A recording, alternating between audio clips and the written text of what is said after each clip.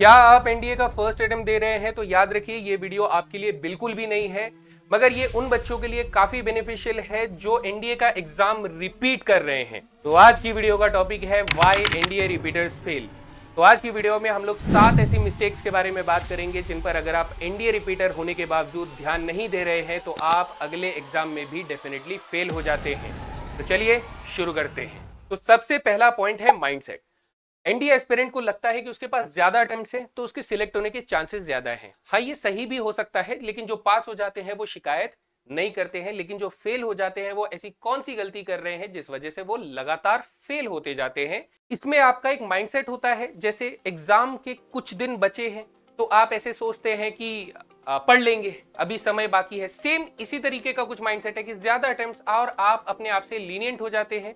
आप कुछ चीजों को इग्नोर करते हैं, कुछ चीजों को लगता है कि ये पढ़ लिया है, दोबारा रिवाइज करने की जरूरत नहीं समझते हैं। तो ये जो माइंडसेट है कि ज्यादा अटेम्प्ट्स है तो मेरे पास और समय है, मैं इसे बाद में भी कर सकता हूं, तो ये आपको रोक रहा है।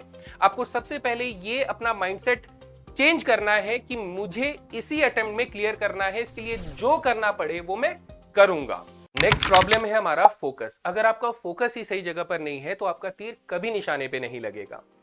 सेम प्रॉब्लम्स को बार बार करने से आपका फायदा नहीं हो रहा है। अगर आप एक किताब कंप्लीट कर चुके हैं तो दूसरी किताब लगाइए, दूसरी कंप्लीट कर चुके हैं तो कोई तीसरी किताब ढूंढिए, क्योंकि हर बार आप कुछ नए सवालों को सॉल्व करेंगे तो इससे आपका कॉन्सेप्ट भी बेहतर होगा, आपकी रिकॉलिंग पावर भी बेहतर होगी। अगला पॉइंट है हमारा लर्निंग।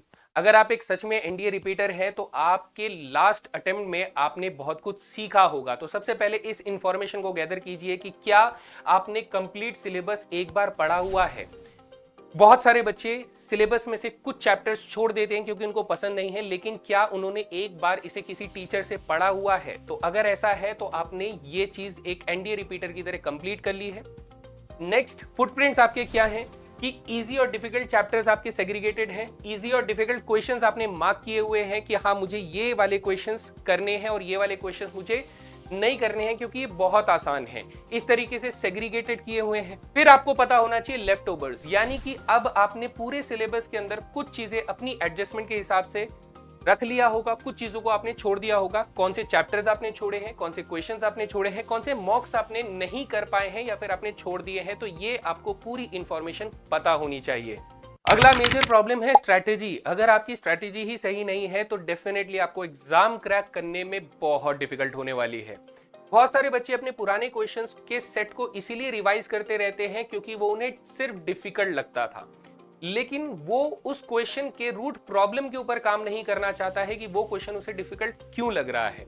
तो अब आप एज अ एनडीए रिपीटर क्या करेंगे, उन क्वेश्चंस की थ्योरी पर फोकस करेंगे कि वो इस प्रॉब्लम को कैसे सॉल्व करने के लिए बनाया जा रहा है, कौन से फॉर्मूले का इस्तेमाल हो रहा है या फिर कौन सी चीज का इस्तेमाल हो रहा है। इस पर आपको काम करना है। इससे आप बेटर अंडरस्टैंडिंग क्रिएट कर पाएंगे, आपका कॉन्सेप्ट और स्ट्रांग हो जाएगा, जिसकी मदद से एग्जाम क्रैक करना और भी आसान हो जाएगा।